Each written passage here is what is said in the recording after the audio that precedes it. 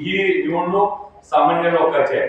मगाशी रामभाऊनी सांगितलं ही निवडणूक कार्यकर्त्यांची आहे. आज सामान्य घरातल्या कोणाला संधी देत असतात.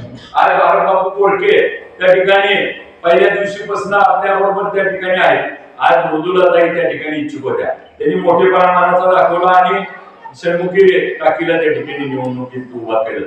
आज मला सांगा ही सगळी मंडळी ही सामान्य घरातली लोक आहेत. त्यातलं कोण आमदार खासदाराचा पोरगा आहे बरं मला काय भावना येतं का? मला आनंद आहे, अर्जुन आहे, अमर आहे, चार चार भाऊ आहेत. आम्हाला बायका नाही का? आम्ही उभा केलं का घरात? कोण चर्चा तर केली का? मग तुम्हाला कसं काय चालतं घरात सगळं?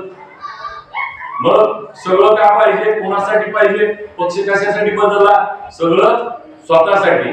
मग मला सांगा मला काय सरपंच पुन्हा तिकीट मागायला जायचं हातातच होते. मी म्हणलं असतं नाही माझ्या भावाला उभा करायचंय, भावाला बायकोला उभा करायचंय, बायकोला उभा करायचंय, मी बी आईला उभा करू शकलो असतो. हीच षण्मुखी काकी माझी आई आहे म्हणून मी आईला मत मागायला. तुम्ही आईला मत मागताय, मी बी माझ्या आईला मत मागतोय. उद्याच्या निवडणुकीमध्ये आपण घड्याळ चिन्हापुढील बटन दाबून या निवडणुकीमध्ये या दोन्ही आमच्या मातांना त्या ठिकाणी निवडून द्या.